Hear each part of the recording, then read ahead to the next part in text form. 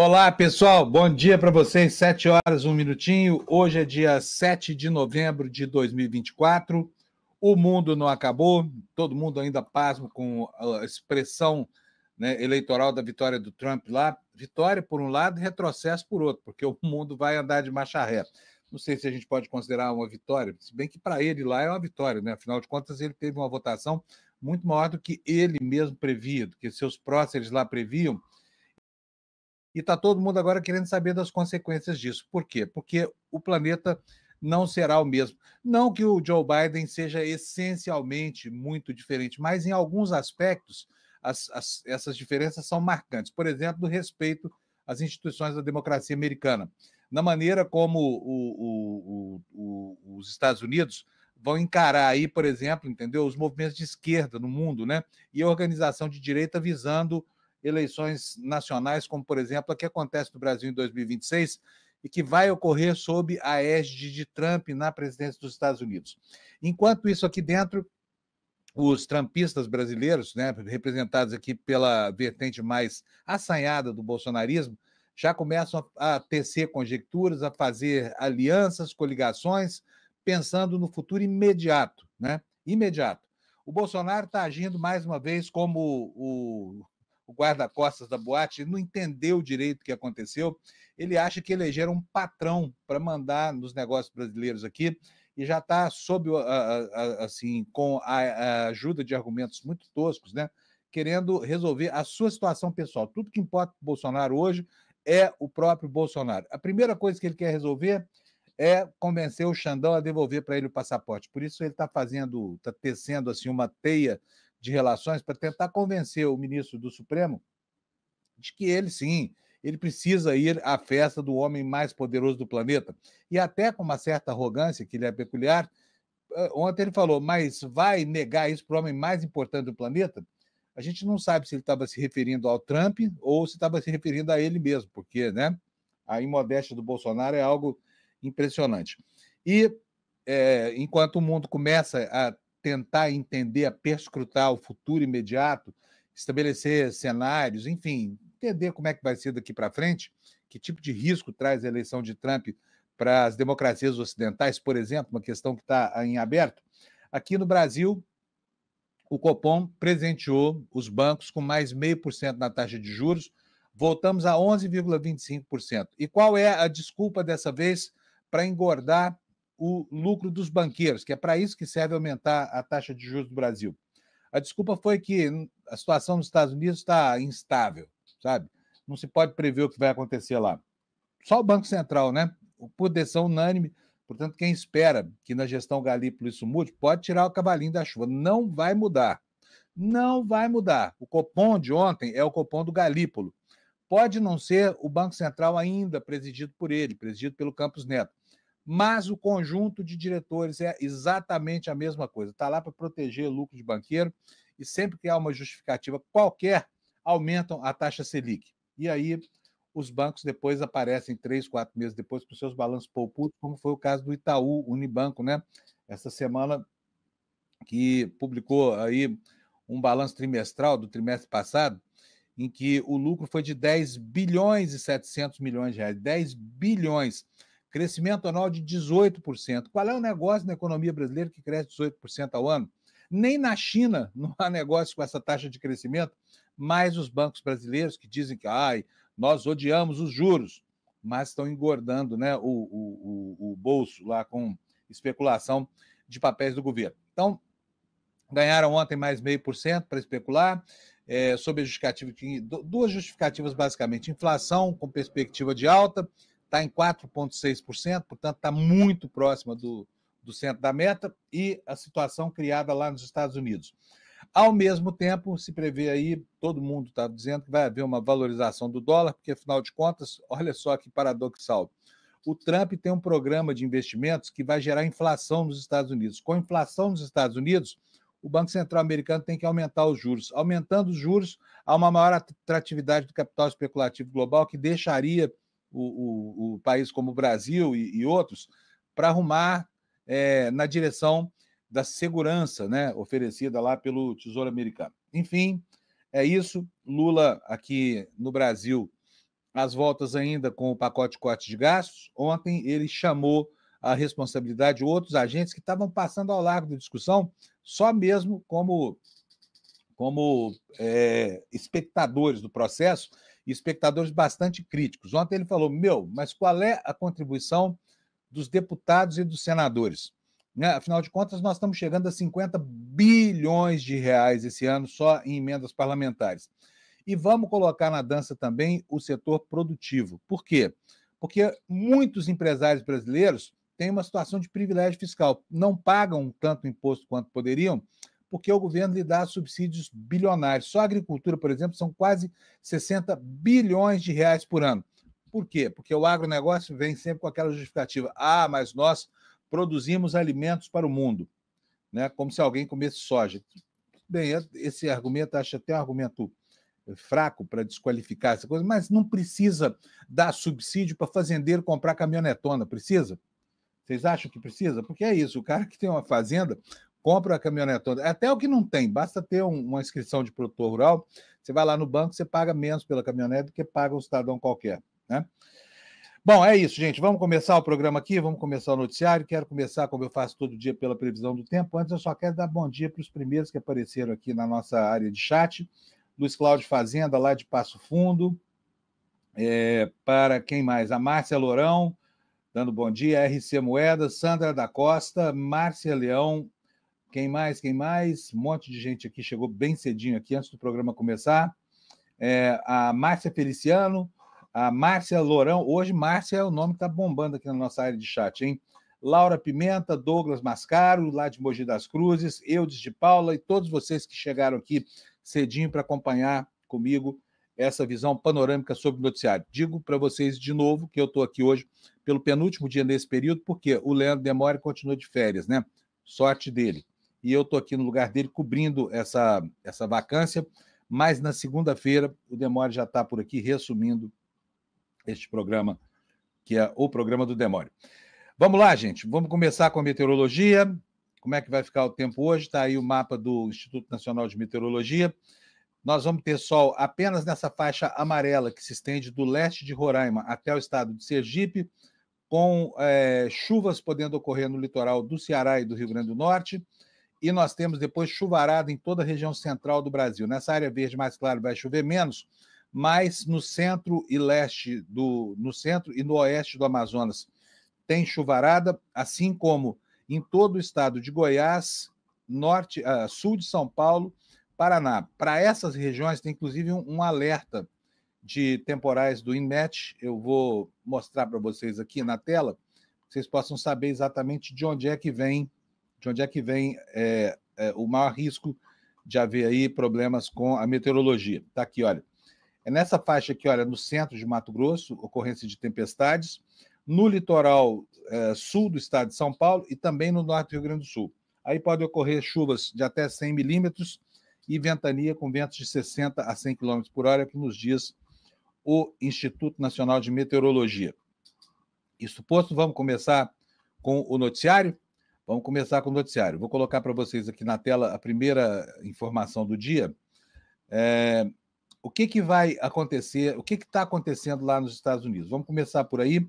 Ontem, ao contrário do que aconteceu nas eleições passadas, a adversária do Trump nos Estados Unidos, a Câmara, resolveu cumprimentá-lo, uma atitude cordial, né, que é uma atitude muito importante para a reafirmação da democracia, ao contrário do que fez o Trump na última eleição, quando ele ficou o tempo inteiro criando problemas, pedindo recontagem de voto, pedindo, inclusive, fraude clara de votos na Geórgia, lá queria achar 1.800 votos para poder reverter o resultado e permanecer na Casa Branca.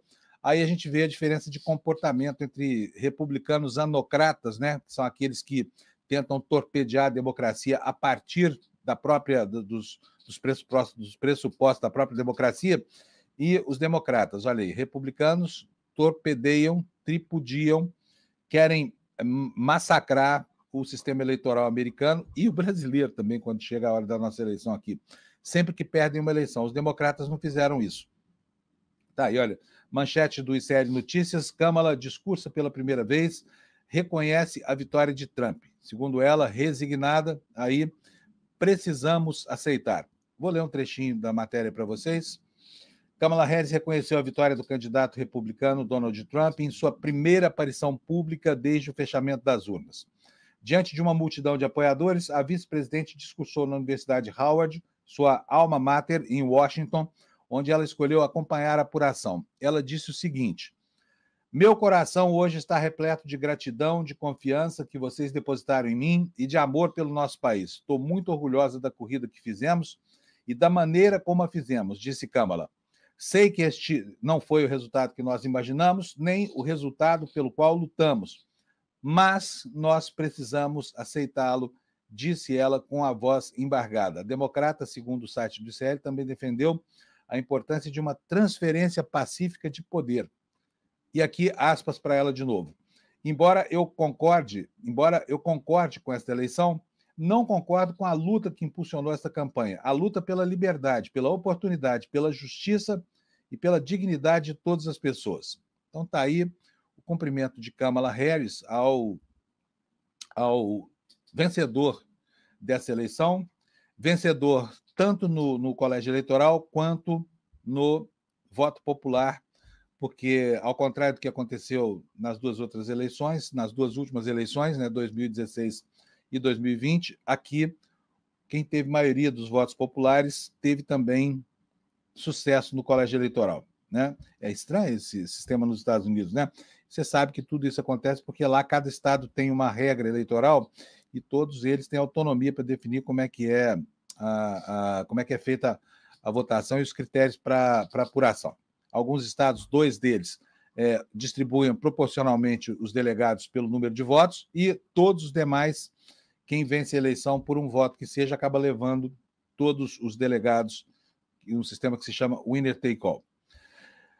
Bem, gente, na tela aí para vocês, olha, o que o mundo está discutindo hoje? O mundo está discutindo as razões que levaram o eleitor americano a dar essa vitória ao Trump. Infelizmente, a vitória é inquestionável. Mas o que é que leva um povo que tem o maior nível de conforto material, que tem excelentes instituições de ensino, que tem um Estado que preza pela laicidade, o que leva esse povo a depositar o voto na urna, especialmente as minorias massacradas pelo Trump? O que leva essa gente toda a votar em um candidato que promete acabar com aquilo que muitas vezes é a causa da vida dessa gente? Estou falando aqui, por exemplo, do racismo explícito do Trump, né? Ele é um sujeito, vocês se lembram do episódio lá de Springfield, aquela cidadezinha lá em Ohio, onde ele disse que a população haitiana, ou seja, os negros que estavam lá na cidade como imigrantes, estavam comendo os cachorros e os gatos. Lá isso virou assunto até de gozação internacional. O Fantástico da Globo fez uma matéria muito bacana sobre o que aconteceu nessa cidadezinha, despertando uma onda de ódio contra os haitianos lá. Haitianos que foram, né, como quase todos os imigrantes americanos, foram até lá, pautados pela vontade de ter alguma chance na vida, já que lá no país deles o desemprego é de mais de 80%, o analfabetismo é quase total, e não existe nenhuma chance para ninguém de, né, ascender socialmente, ou sequer de atender minimamente às suas necessidades metabólicas. Então eles vão para lá, e é incrível, porque os imigrantes americanos, e a gente viu isso principalmente na Flórida e no Texas, eles, na medida em que eles ganham o direito à cidadania americana, eles passam a se sentir como se americanos fossem. Eles esquecem que entraram nos Estados Unidos atravessando um rio, fugindo da polícia, sujeitos a todo tipo de humilhação, e passam a pretender que o Estado norte-americano feche essa possibilidade para os semelhantes dele. Ou seja, ele passa a pensar com a cabeça do opressor, embora ele próprio seja um oprimido. Isso aconteceu entre várias comunidades, inclusive entre os latinos que estão lá na Flórida, são mais de 600 mil, que, ao que tudo indica, votaram maciçamente em Trump. Então, mas a imprensa no mundo está tentando especular para entender exatamente essa coisa toda, né? Talvez valesse ao Gessé Freire uma temporada lá nos Estados Unidos para estudar o pobre de direito americano, né? Pobre de direito americano, que é um fenômeno muito parecido com o que aconteceu aqui no Brasil. É um fenômeno global, essa digamos assim, essa guinada à direita do planeta. Mas vamos pegar essa matéria aqui da Folha de São Paulo, porque olha aqui, ela mostra para a gente que o voto negro em Kamala foi maioria, né? Só 12% dos negros não teriam votado, segundo um levantamento da BBC que eu vou mostrar para vocês daqui a pouco. Então, o que aconteceu? Olha só, embora esse voto tenha sido majoritário, né, em relação ao passado, ele diminuiu. Diminuiu porque aumentou a abstenção e diminuiu porque os negros votaram menos na candidata democrata mesmo. Muita gente votou no candidato republicano, por mais paradoxal que isso possa parecer. Vou ler para vocês aqui a matéria da Folha de São Paulo. O segmento passou a votar em massa em democratas em 1964, mas para acadêmicos a questão racial não pode ser analisada isoladamente. Então vamos lá ver o que diz a Folha de São Paulo sobre esse fenômeno. O Partido Democrata perdeu eleitores negros nas 3 últimas eleições presidenciais. Em 2016, preste atenção a esse número, teve 92% dos votos nesse eleitorado. Em 2020, foram 90%. E agora, em 2024, conforme o levantamento, entre 85% e 82%. Né? E por isso, esse seria um dos fenômenos que ajudaram a construir o cenário da derrota de Kamala para o Trump. Trata-se aqui, segundo o jornal, de um percentual do eleitorado negro norte-americano que oscila aqui, ó, entre 83% e 95% desde 1964. Naquele ano, os eleitores negros abandonaram em massa o Partido Republicano para eleger o presidente Lyndon Johnson, com 94% dos votos. Não é coincidência que 64 tenha sido o ano da aprovação da Lei de Direitos Civis, assinada por Johnson, que assumiria a presidência depois do assassinato do Kennedy em 1963. Essa lei acabava com a discriminação de raça, de cor, de religião ou de origem nacional, né? Hoje estão em voga novamente, garantindo direitos iguais de voto. Com isso, permitiu o registro de eleitores negros, incrementado pela Lei do Direito ao Voto de 1965. Desde então, é uma parcela tida como garantida pelos candidatos democratas. Grande parte da erosão no apoio de eleitores negros à Câmara e seu partido, apontam analistas, é motivada por uma percepção cada vez mais forte de que os democratas não cumpriram as suas promessas. Ainda a larga vantagem democrata entre eleitores negros foi reduzida tanto entre homens quanto entre mulheres desde 2016. Naquele ano, a vantagem de Hillary sobre Trump foi de 90 pontos percentuais entre mulheres negras e 69 pontos percentuais entre os homens. Agora, quero mostrar para vocês, deixa eu tirar essa notícia da tela aqui, eu vou mostrar para vocês aqui um levantamento que foi feito pela BBC, está aí na tela, que tenta entender, de acordo com a estratificação social americana, o que foi que aconteceu nesta eleição. Esse primeiro slide aí é o slide da divisão por sexo. Obviamente que isso aqui tudo é produto de pesquisa feita na boca da urna, né? Então, vamos lá, olha, as mulheres, pelo que se pode ver, as mulheres, essa linha de baixo, azul e vermelha, elas votaram muito mais na candidata democrata do que os homens, 54 a 44. Já os homens, entre homens, essa curva se inverte. 54% votaram em Trump e 44% só votaram na Kamala Harris. Então, vocês podem ver que as mulheres, por óbvio, né, porque elas têm sido assacadas pela misoginia dessa direita americana, elas perceberam esse movimento e, assim como no Brasil, votaram mais à esquerda e num percentual muito expressivo, de 10% em um caso e em outro, entre mulheres e homens, né? 54 a 44 e 44 a 54. Vamos ver agora a divisão por idade, né? Vamos ver aí, quem mais votou na candidata democrata? Primeiro de tudo, os jovens, 55%, até 29 anos, contra 42% de Trump. Depois, os velhinhos, a minha geração, 50% a 49%, já quase no limite do empate aqui, né? E as faixas intermediárias, olha só, pessoal que tem entre 30 e 44 anos votou mais na Câmara do que no Trump, e o pessoal de 45 a 64 votou muito mais no Trump do que na Kamala Harris. Vamos ver agora o perfil racial do voto americano. Os brancos votaram 55% em Trump e 43% na candidata democrata. Os negros, olha aqui, segundo o levantamento da BBC, 12% votaram em Trump. É algo que eu, sinceramente, não consigo entender. O que levaria um negro a votar num candidato de direita? muito mais num candidato que nunca fez questão de esconder o seu racismo, né, que é o caso do Trump. E 86% dos negros, como era de se esperar, votaram na Kamala Harris, e aqui a gente faz a observação de que esse percentual, que já foi de mais de 90%, foi decrescendo ao longo do tempo. Os latinos votaram 45% em Trump e 53% na candidata democrata. Os asiáticos, 56% para os democratas, 38% para os republicanos, e as outras etnias, 53% a 43%. Vamos ver agora. Não, esse aqui não. Esse aqui eu vou tirar da tela por enquanto, porque isso aqui eu preparei para um outro comentário que eu vou fazer daqui a pouco.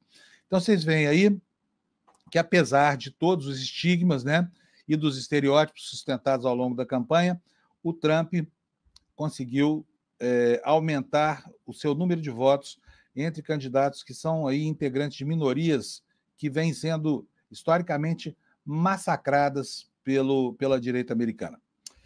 Agora, as consequências aqui para nós no Brasil, elas já começaram a acontecer também. A primeira delas, mais estridente e visível, é a luta do Bolsonaro para conseguir ter o passaporte dele de volta, porque o inelegível está com o passaporte pendurado lá pelo Xandão. Ele quer porque quer ir à festa lá do Trump e, olha só, já começa a articular, inclusive, usando, né, o que aconteceu nos Estados Unidos como combustível para impulsionar a campanha dele pela anulação das condenações, não só a inelegibilidade que ele já sofreu, como as próximas que ele deverá sofrer, que podem também impedi-lo de disputar a presidência da República em 2026. O que ele disse, segundo a Folha de São Paulo? Bolsonaro diz que vitória de Trump é um passo importantíssimo para a sua volta ao Planalto. E cita, gente, olha onde é que ele foi desenterrar o vice dele, o Temer. O Temer, você se lembra do Temer? O Temer que abriu a porta para o bolsonarismo, exatamente. Olha, vai ser bom se o Bolsonaro tiver o Temer como vice, hein? As pessoas vão se lembrar direitinho de quem é esse Temer. Mas vamos lá, o que diz a matéria aqui da Folha de São Paulo? Jair Bolsonaro afirmou nesta quarta-feira considerar que a eleição de Donald Trump à Casa Branca é um passo importantíssimo para o seu sonho de disputar a eleição de 2026 e voltar ao Planalto em 2027. Aspas. É igual a uma caminhada de 1000 passos. Você tem que dar o primeiro passo, depois tem que dar o 10º. E o Trump é um passo importantíssimo, disse à Folha o ex-presidente, para quem o republicano representará um recado de que a sua inelegibilidade seria uma armação para tirá-lo da disputa. Bolsonaro foi condenado no ano passado pelo TSE por abuso do poder político e econômico e uso indevido dos meios de comunicação, sob a acusação de difundir mentiras sobre o processo eleitoral naquela famosa reunião com embaixadores e de utilizar eleitoralmente o evento de comemoração do bicentenário da independência. E ele ainda é alvo de outras investigações, entre elas aquela que apura a tentativa de golpe no Brasil. Então, Bolsonaro está aqui, já está todo inquieto, né? Atrás enfim, desse pretexto de que, não, agora nós temos aí o Trump lá nos Estados Unidos, o nosso patrão, o nosso chefe, ele é meu amigo, ele não gosta de viver nessa situação, vocês têm que entender que o Brasil não pode continuar me punindo só porque eu usei os meios de comunicação, promovi uma reunião de embaixadores que não deveria ter um erro de menor importância, e porque eu quero disputar as eleições de 2026. É o que passa pela cabeça do nosso inelegível Jair Messias Bolsonaro. E a primeira coisa que ele quer, eu já falei aqui, você sabe, é o passaporte de volta. Ele está mordido porque o passaporte dele está lá preso pelo Xandão e agora começou já uma campanha. Aqui, inclusive, você pode entender por que a menção do Temer como vice. Por quê? Quem foi que nomeou o senhor Alexandre de Moraes para aquela vaga no Supremo? Né? Foi Temer. Foi ele quem fez todo o esforço para que o Alexandre de Moraes se tornasse ministro.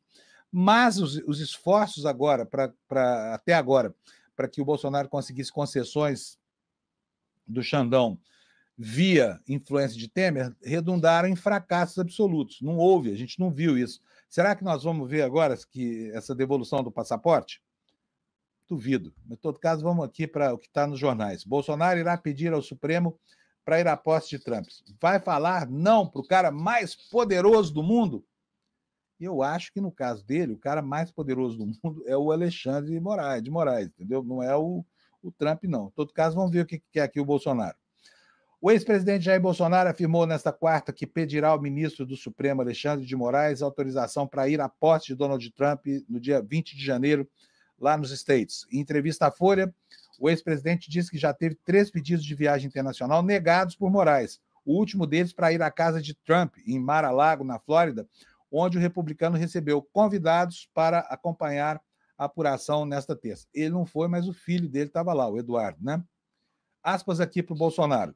Se o Trump me convidar, eu vou peticionar ao TSE, ao STF. Agora, com todo respeito, o homem mais forte do mundo, você acha que ele vai convidar o Lula?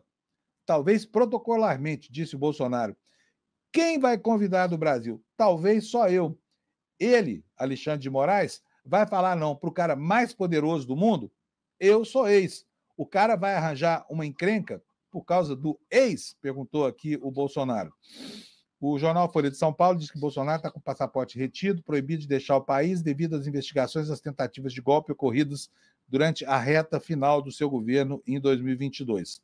E, como eu disse, um dos filhos dele, o deputado Eduardo Bolsonaro, esteve em Mar-a-Lago lá nesta terça-feira.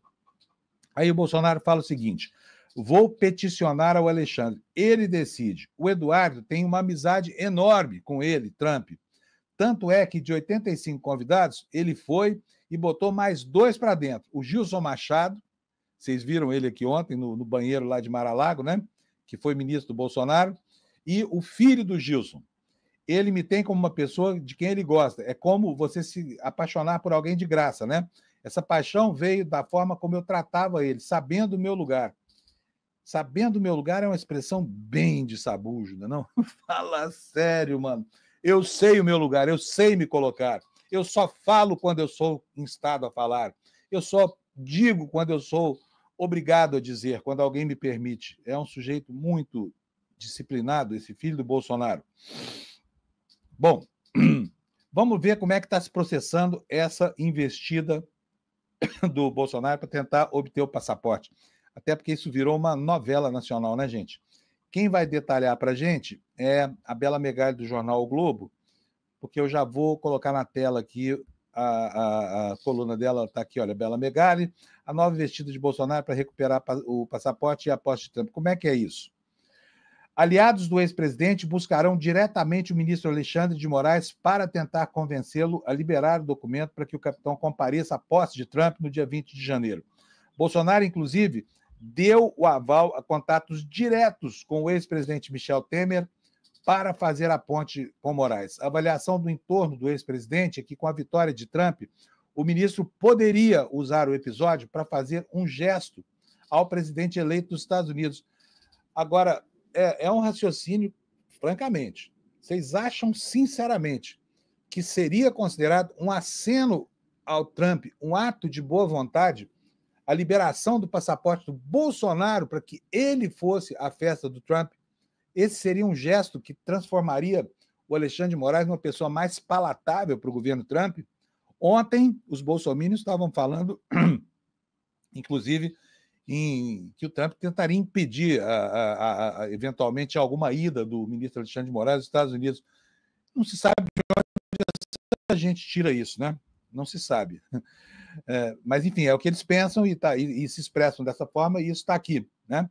Até o momento, os ministros não veem uma mudança de cenário, assinala aqui o jornal o Globo, que possa favorecer o ex-presidente.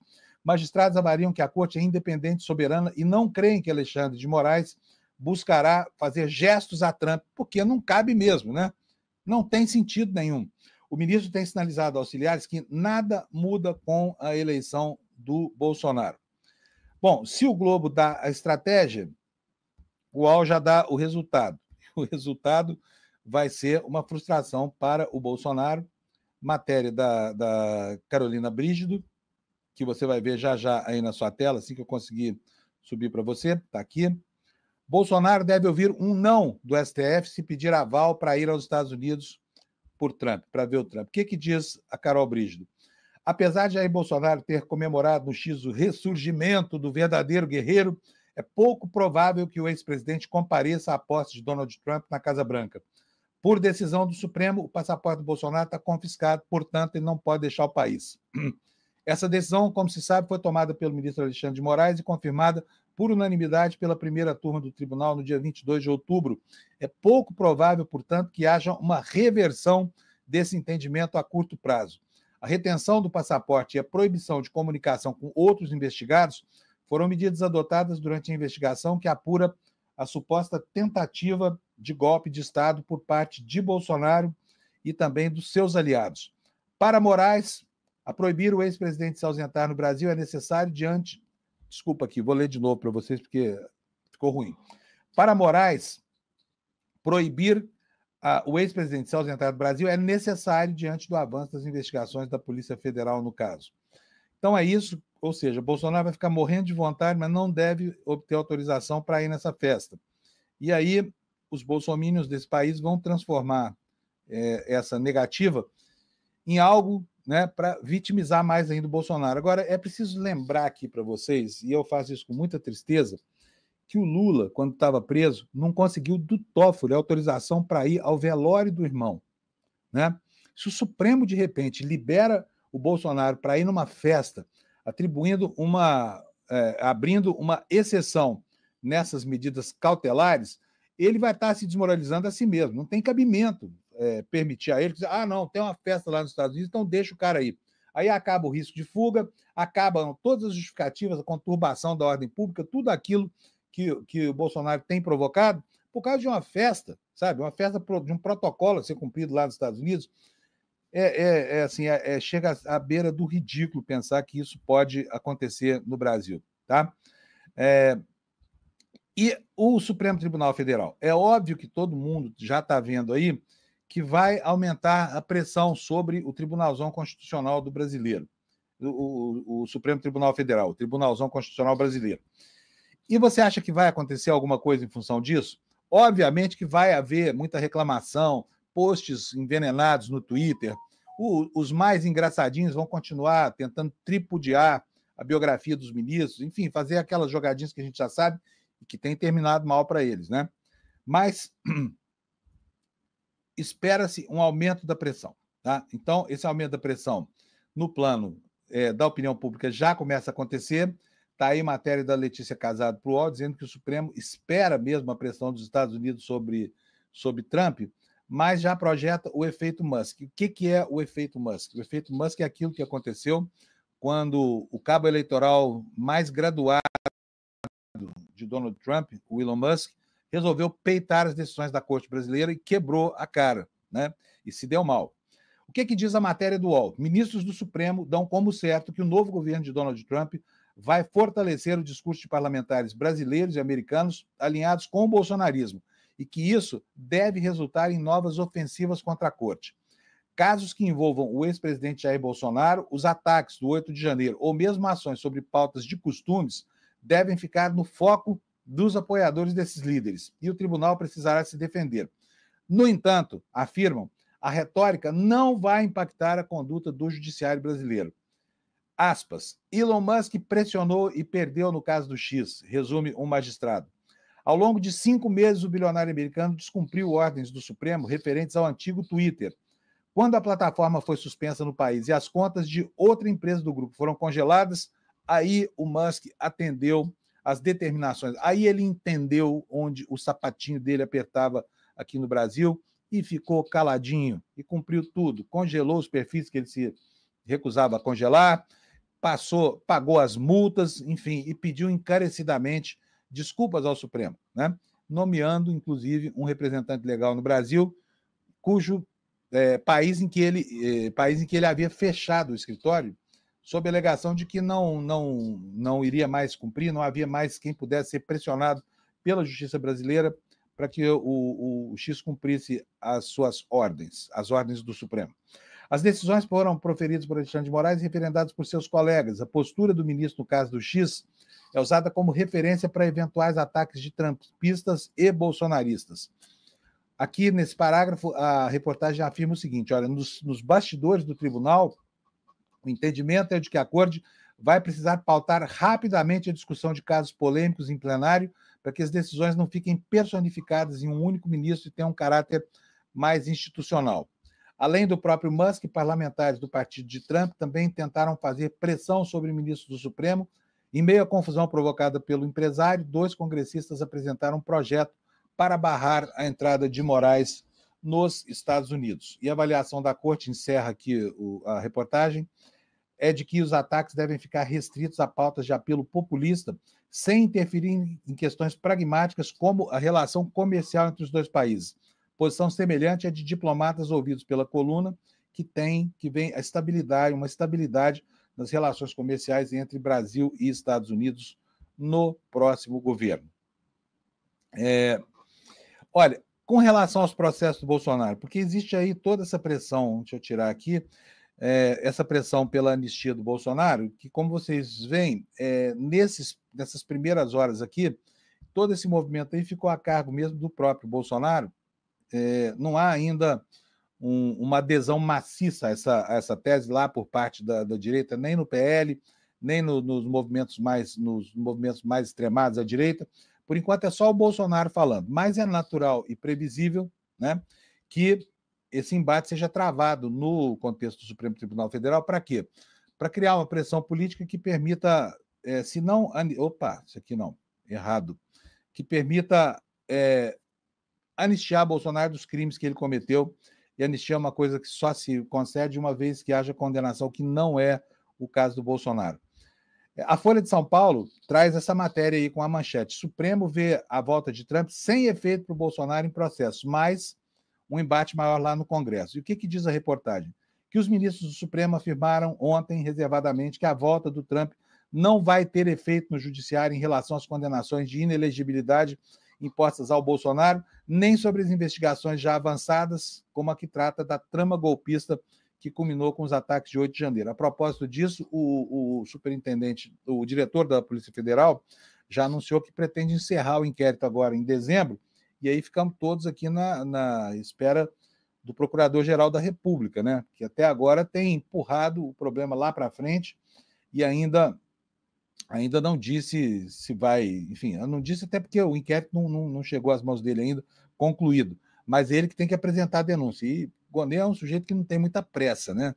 Então nós vamos ficar esperando pela velocidade do Procurador-Geral da República para ver qual será o futuro de Bolsonaro. E tudo depende primeiro do Procurador-Geral da República.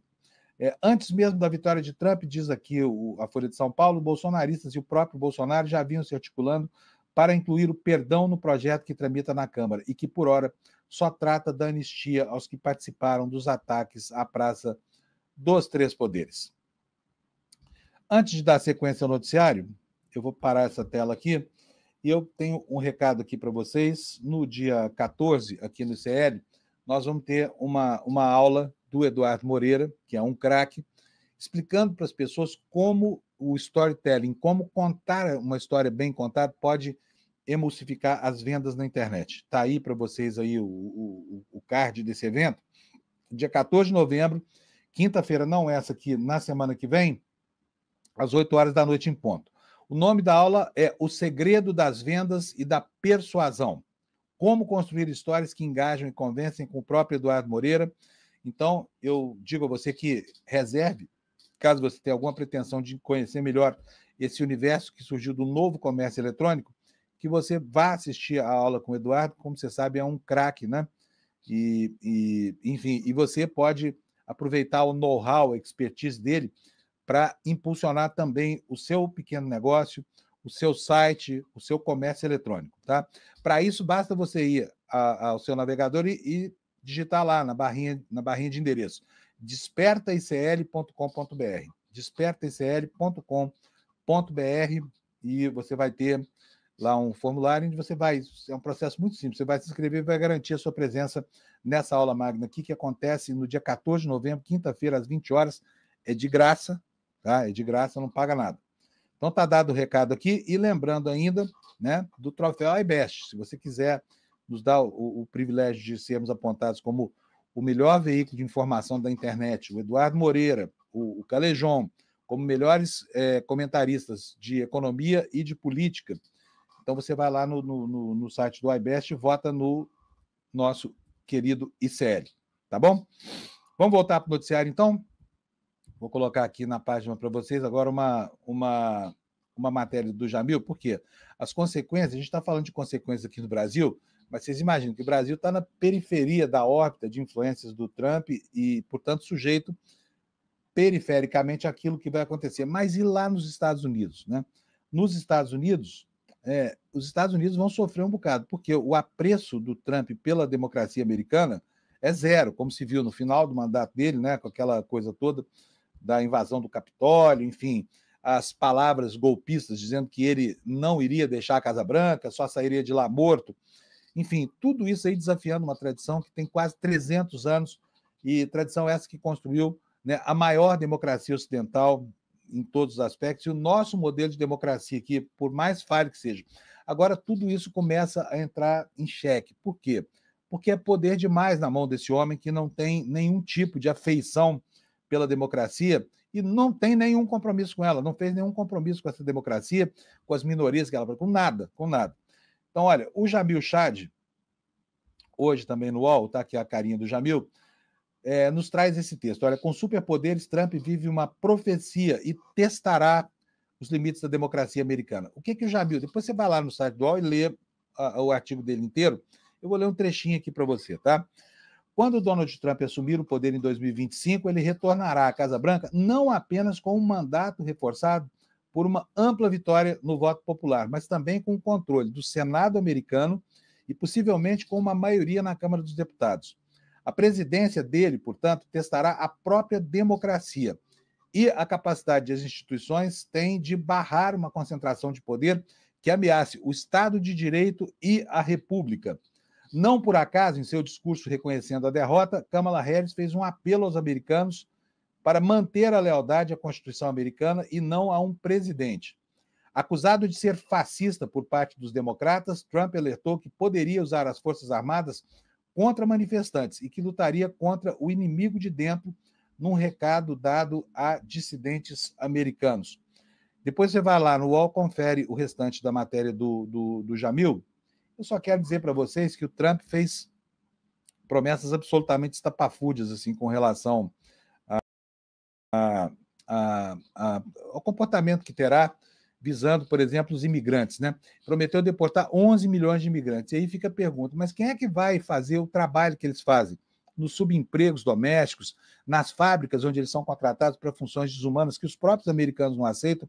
Como é que vai ficar a consequência econômica desse expurgo que ele pretende fazer, reforçando, inclusive, a fronteira com militares americanos? Quer dizer, ele está equiparando a situação das fronteiras a uma situação de guerra e criando, inclusive, mais campos de concentração no seu país.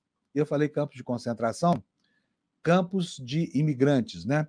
Onde famílias são separadas. Vocês se lembram do espetáculo terrível que foi aquela separação de pais e filhos na fronteira dos Estados Unidos? Enfim, isso tudo ele pretende reeditar. Né? Existe uma conta nos Estados Unidos que, para processar a expulsão, para levar a efeito a expulsão de cada 1.000 imigrantes, de cada 1 milhão de imigrantes, serão gastos 88 bilhões de dólares. É dinheiro para burro. Então, isso terá reflexo na economia. Como é que os Estados Unidos vão se virar sem as empregadas domésticas? Como é que sem os motoristas de táxi? Né? Quem é que vai assumir as funções que os americanos rejeitam? Porque são funções, muitas vezes, que exigem sacrifício humano muito grande, que pagam remunerações muito baixas para os padrões deles lá. Então, isso tudo não tem resposta ainda. Mas vai ser uma pena ver essa democracia americana cedendo aos impulsos racistas e enfim, de todas as perversões desse sujeito, para encarcerar em campos de concentração gente que foi para os Estados Unidos porque em seus países não tinha a menor perspectiva de vida. Né? Vai ser muito triste ver a população haitiana de Springfield, como eu falei no comecinho do programa, sendo expulsa de lá pretensamente porque come gatos e cachorros, que é uma mentira rematada, inventada só para nutrir essa campanha. Tá? Agora, as incertezas não dizem respeito apenas aos refugiados, elas também estão colocadas no plano da geopolítica global e principalmente dos organismos multilaterais que tentam transformar o cenário mundial, o cenário global, em algo mais palatável. Né? E nós teremos logo uma reunião do G20. Essa reunião é uma reunião que vai acontecer, ela vai acontecer sob a égide da incerteza, e eu vou pegar aqui para vocês uma reportagem da Agência Brasil que dá bem o clima na preparação para essa próxima reunião do G20. Quer ver só? Vou colocar aqui na tela para você ver e ler junto comigo. Entra aí, matéria. Está aí o post da Agência Brasil. Eleição de Trump traz incertezas para o G20, dizem especialistas. A eleição de Donald Trump para a presidência dos Estados Unidos, às vésperas da cúpula do G20, traz incertezas sobre o cumprimento das decisões que serão pactuadas entre as maiores economias do mundo, de acordo com especialistas entrevistados pela Agência Brasil. Ao longo do último governo, Trump não deu prioridade a espaços de discussão internacional e chegou até mesmo a retirar os Estados Unidos, por exemplo, do Acordo de Paris sobre mudanças climáticas. A cúpula do G20 representa a conclusão dos trabalhos conduzidos pelo país que ocupa a presidência rotativa do grupo neste ano, o Brasil. É o momento em que chefes de Estado e de governo aprovam os acordos negociados ao longo do ano e apontam os caminhos para lidar com desafios globais. A cúpula será em 18 e 19 de novembro, lá no Rio de Janeiro. Apesar de ainda ocorrer sob a presidência norte-americana de Joe Biden, os acordos firmados deverão ser cumpridos pelo país sob a liderança de Trump. Aspas. Isso é algo que preocupa o mundo inteiro, porque a economia dos Estados Unidos ainda é a maior do mundo, diz o pesquisador Vitélio Brustolin, da Universidade de Harvard. De acordo com ele, as propostas que estão sendo discutidas pelo G20 para o meio ambiente, combate à fome e taxação de grandes fortunas, com a vitória de Trump, serão esvaziadas. Portanto, no ambiente do G20, nós já tivemos aí uma mudança no clima, nas expectativas, né? E aqui no Brasil, essa vitória do Trump também está gerando consequências na seara da política, né? Especificamente, vou falar aqui do Partido dos Trabalhadores, que vive lá agora uma debacle interna, motivada por essa necessidade de cortar gastos aí, que deve ser resolvida nesta semana. Sobre isso, sobre essas escaramuças internas lá do PT, você vai ver na sua tela aí agora uma reportagem do UOL, cuja manchete afirma que a vitória de Trump vira um novo motivo de divergência entre Haddad e Gleisi sobre os cortes de gastos, né? Assunto que vai estar na ordem do dia hoje lá em Brasília. Diz aqui o jornal, a repercussão da vitória de Trump nos Estados Unidos expôs mais uma vez divergências entre a equipe econômica e a cúpula petista sobre o rumo da política econômica do governo Luiz Inácio Lula da Silva. Enquanto o ministro Haddad falava em cuidar da casa, expressão entendida como defesa da austeridade fiscal, a presidente do PT, Gleisi Hoffmann, dizia que as necessidades do povo não cabem dentro da agenda neoliberal. Na manhã desta quarta-feira, Haddad foi o primeiro na esplanada a comentar o resultado da eleição do Trump. Ele aproveitou a fala para dizer que o Brasil tem de cuidar das finanças, cuidar da economia para ser o menos afetado possível, qualquer que seja o cenário externo. A declaração ocorreu no momento em que, sob pressão do mercado, o governo prepara o famoso pacote de corte de gastos para conter a trajetória da dívida pública e manter o equilíbrio fiscal com a sobrevivência do arcabouço fiscal sem ajustes em despesas obrigatórias. A regra fiscal está ameaçada. E também na direita brasileira, na direita e na esquerda brasileira, né, essa vitória já está sendo também metabolizada. E aí disso que nós vamos tratar agora, consequências políticas aqui da vitória do Trump. Está aí matéria do Globo. Não está, não. Vai entrar agora. Está aí. Vitória de Trump inspira a direita no Brasil e acende alertas do governo Lula de olho em 2026, porque obviamente que isso aqui vai ressoar lá na frente, né, quando chegar a hora de Lula tentar renovar o seu mandato. O que diz o jornal o Globo sobre isso? Guardadas as peculiaridades de cada país, a vitória de Trump nos Estados Unidos deu recados ao presidente Lula, provável candidato à reeleição, e animou a extrema-direita brasileira, que demonstrou uma euforia com o triunfo trumpista. No cerne do alerta a Lula está a necessidade de melhorar a percepção das pessoas sobre a economia, que não acompanha o bom desempenho do governo em indicadores macroeconômicos, assim como ocorreu com a gestão de Joe Biden, da qual a derrotada Kamala Harris era vice. Ou seja, o que o Globo está dizendo aqui?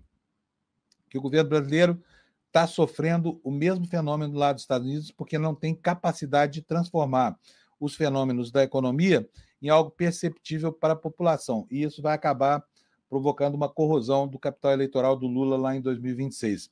A gente sabe, tem criticado bastante a comunicação do governo, porque é uma comunicação arcaica, ela não consegue sequer fazer uma live para o Lula falar com o país, ela não consegue mostrar para a população o que significa esse quase pleno emprego, o que significa a inflação de novo sob controle, e o noticiário também acaba sendo obscurecido por uma discussão pautada pelo mercado financeiro para favorecer só seus próprios interesses, né? E isso acaba construindo certos consensos políticos que são dificílimos de digerir. Esse ambiente do corte de gastos é um ambiente que deve dominar a agenda política e econômica durante o dia de hoje. Então, você pode ficar atento, porque isso vai, com certeza, criar fatos hoje no noticiário, tá? Já está criando, tanto que eu vou mostrar aqui para vocês matéria também do jornal o Globo. Lula reúne ministros hoje e deve fechar o pacote de gastos. Fernando Haddad afirmou nesta quarta que havia apenas 2 pendências. O que diz o Jornalão do Rio? O presidente Luiz Inácio Lula da Silva reúne nesta quinta ministros do governo e deve fechar o pacote de corte de gastos que está sendo discutido no Executivo há semanas. Na noite de ontem, o ministro da Fazenda, Haddad, disse que as medidas também podem ser apresentadas aos líderes do Congresso amanhã. A reunião está marcada para daqui a pouco, às 9h30. Diz aqui o Haddad, tem 2 detalhes de todas as medidas para a gente fechar com o presidente amanhã. E aí ele vai decidir o procedimento em relação ao Congresso. Se ele vai querer que eu e o Rui Costa tenhamos que antecipar aos presidentes, pelo menos, o formato das medidas. Além de Lula e Haddad, participam da reunião o ministro da Casa Civil, a ministra do Planejamento, Simone Tebet, a ministra de Gestão, Inovação e Serviços Públicos, Esther Dweck.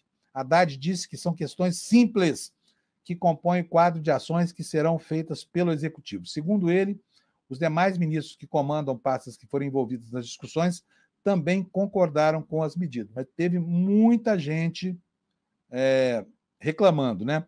Quer ver um que reclamou? Carlos Lupe. Está no jornal o Globo hoje dizendo que se o governo cortar recursos da Previdência, ele está fora do governo, né? Então, assim, a choradeira já ganhou as capas dos jornais, tá? E o Lula ontem botou um limite nessa história toda. Ele ontem parabenizou o Trump, né, de esperar que a relação seja uma relação produtiva, e falou o seguinte, tudo bem, beleza, mas qual é a contribuição para esses cortes das emendas parlamentares, ou seja, dos deputados e senadores, né, porque só aí são 50 bilhões, e do setor produtivo da economia brasileira, muito bem aquinhoado, com políticas de incentivo fiscal que drenam uma fortuna do que o brasileiro paga em impostos. Eu vou voltar aqui para a tela com um slide que eu fiz aqui, só para você entender essa história toda. Olha só quanto custam os subsídios que o governo consegue para os empresários brasileiros. Só o Simples Nacional, né, todo pequeno empresário tem esse subsídio, custa 112,6 bilhões de reais em redução de impostos. A agricultura, 59,7, quase 60 bilhões de reais em subsídios. Rendimentos não tributáveis, 45 bilhões. Entidades sem fim lucrativo, 41 bilhões. Combustíveis, 31 bilhões. Tudo isso aqui é dinheiro de imposto e é dinheiro que vai acabar compondo esse oceano, né, de renúncias fiscais aí, que acabam comprometendo a capacidade de investimento do governo. E o Lula, muito acertadamente ontem, cobrou isso. Falou, mas escuta, peraí, e os deputados, 50 bi? E a agricultura, 60 bi? E os que têm rendimentos não tributáveis, sabe? Por exemplo, quem ganha dividendos das empresas, todos os PJs do Brasil e todos os empresários que não pagam imposto sobre aquilo que as empresas lucram. Pagam imposto, né, muitos deles pelo Simples aí, outros por lucro presumido e outros porque pagam pouco imposto mesmo. Banqueiro no Brasil, por exemplo, não paga imposto. Vocês viram que na semana passada o Congresso Nacional abriu mão do imposto de grandes fortunas. Então está certo o Lula aqui de cobrar o empenho desses segmentos que estão aí em cima da montanha criticando tudo, né? Mas oferecendo nada. E eles têm bastante coisa para oferecer. Então nós vamos aguardar o corte de gastos aí que o governo vai fazer, esperando aqui que realmente nem é para que o Lula tenha sucesso eleitoral em 2026, não. É mesmo por piedade, sabe? Porque os pobres que ganham o BPC, que ganham legalmente e tudo mais, não podem ficar desprotegidos, né? Porque os banqueiros desse país, que já ganharam de presente ontem o aumento de mais 0,5% na taxa Selic, querem que o governo reserve primeiro o dinheiro para pagar lá os compromissos financeiros, ou seja, para eles, banqueiros, né? E aí, como o mercado é insaciável, e a questão nem é uma questão de contabilidade oficial, sabe? É uma questão mesmo de natureza ideológica, porque esse governo tem feito tudo, literalmente tudo, o que a Faria Lima pede. O que não significa de jeito nenhum que eu esteja chamando o Haddad de agente da Febraban, nada disso, ou de neoliberal, não é nada disso. Mas é verdade que o governo faz concessões, sim, aos setores mais privilegiados, e agora, nesse momento, está numa saia justa. Por quê? Porque o mercado só volta os olhos para os mais desfavorecidos, justamente aqueles que o Estado deveria proteger mais. Tá? Vocês querem ver só uma coisa na prática, como é que isso funciona? Vou mostrar para vocês aqui. Então, eu tenho um tempinho aqui ainda, vou mostrar para vocês aqui, porque esse é o choro. Tá? Isso aqui ajuda a compor o ambiente da opinião pública. Vocês vão ver aí, olha, matéria do G1, rombo da Previdência aumenta quase 20% em setembro em meio à pressão por corte de gastos. Quer dizer, a própria manchete já relaciona uma coisa e outra. Aliás, os jornais costumam falar da Previdência como se a Previdência Social fosse uma empresa, né, obrigada a dar lucro. O que diz a matéria? Que o rombo da Previdência, o déficit da Previdência de 26,2 bilhões, segundo a Rede Globo, significa que o governo gastou bem mais para pagar aposentadorias e pensões do que conseguiu arrecadar. Com o resultado de setembro, o déficit da Previdência do ano acelerou, ficou quase 25% maior do que no mesmo mês do ano passado, que foi de 21,9 bilhões. Então, aqui está relacionado um fenômeno pontual, que é justamente o déficit em setembro. Provavelmente isso muda no mês que vem, deve ter mudado no mês passado, porque existe uma sazonalidade, e aí isso acaba sendo usado como justificativa para a necessidade premente, né, de tirar dos mais vulneráveis para entregar no bolso lá dos banqueiros. Né? Bom, olha só, nós temos também aqui uma pressão política do governo, né, atuando lá no Congresso Nacional. Por quê? Porque o Congresso, essa semana, deve votar o seu projeto de regulação na próxima terça-feira, não essa semana, porque essa semana já está acabando, mas na terça-feira o Senado deve votar o projeto que pretensamente daria mais transparência às emendas parlamentares, e este é outro assunto na pauta do dia de hoje. Né? Provavelmente vai ser a última notícia que eu vou dar aqui, porque já estou em ciminha da hora aqui. Então, vai aqui, botar na tela rapidamente para vocês. Também no G1, projeto de emendas, o governo tenta incluir no texto aval para bloquear repasses. O Senado pode votar na próxima terça. O líder do governo no Congresso, senador Randolfo Rodrigues, informou nesta quarta que o Planalto vai tentar mudar o conteúdo do projeto que prevê novas regras para o pagamento das emendas parlamentares. Ele disse que a votação na casa deve acontecer na terça 12. O texto foi aprovado pela Câmara no dia 5, e aí, se sofrer alteração lá, volta para a Câmara dos Deputados. O pagamento das emendas está suspenso desde agosto por determinação de Flávio Dino, do Supremo Tribunal Federal, decisão referendada pelo Pleno do Tribunalzão. Né?